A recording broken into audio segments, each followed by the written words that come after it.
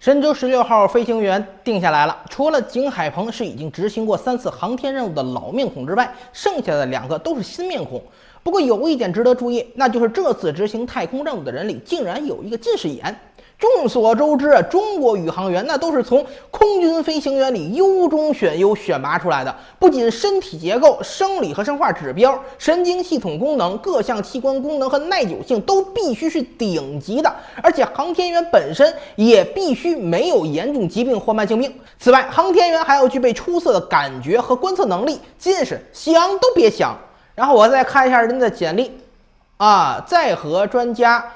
桂海潮，北京航空航天大学教授，主要负责空间科学和实验载荷的在轨操作。这就不奇怪了嘛，这就不奇怪了啊！原来是航天工程学的专家呀。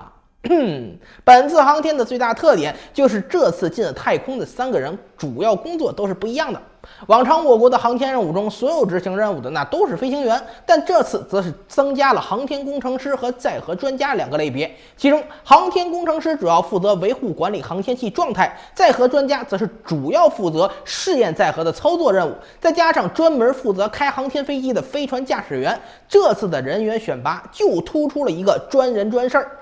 这次神舟16号的主要任务包括空间站交会对接和返回，对空间站进行维护，开展科普活动，也就是之前美国和苏联都搞过的太空课堂，还有最重要的各种实验。早在2019年的时候，我国就和17个国家搞了多个空间站联合实验项目。伴随着上一次我国的航天飞船和空间站对接，这些实验项目所需的实验器材都已经被安到天宫上了。里面的物品包括但不限于各种用于材料科学实验的专业设备，各种培养皿用于生物实验等等，甚至还有外国送上来的先进空间探测设备。所有的东西都处于一种每个中国字我都认识，但连在一起我就完全不知道它是在说什么的一个状态。而且根据中国和其他各国的协议内容，绝大部分实验都是外国提供相关数据、实验准备物资清单、实验思路，并且在地面为整体实验提供操作指导，真正上手操作的最后还得是中国人。所以你要是让学历大学本科且只学了工科或航天专业的飞行员来对这些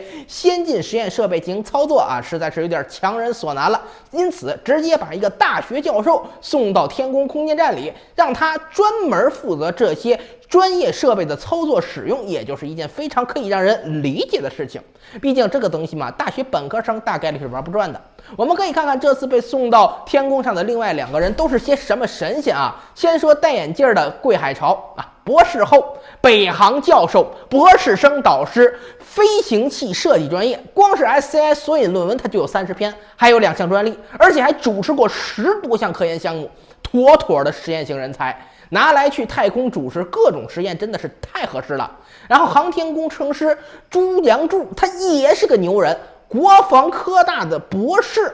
看他的这个专业背景，研究的方向是实验室空气动力学和航天气动光学。看着他的这个简历，我总觉得很有可能跟墨西哥提出的那个先进中红外地面观测平台有关，很有可能这个世界上最顶尖的望远镜之一，最后就是由他来负责安装操作的。所以说每一个航天员都是中国最宝贵的人才。不过本虎也觉得这个事情呢，也不能只看对本次航天带来的影响，我们还得考虑一下，除了空间站，还有什么样的航天任务是需要3个人，而且是多人分工合作，分别负责航天飞机的运转、设备管理以及具体实验操作呢？答案是登月。美国的阿波罗登月就是这样一个分工，2个人登上月球，一个负责操作设备，一个负责收集数据，还有一个人不登月，一直在飞船上面操作，等待返航指令到了之后，把登上月球的2个人再给拉回来。果不其然就在神舟16号航天飞船明天发射的消息边上，还有另一条消息，就是我国正式官宣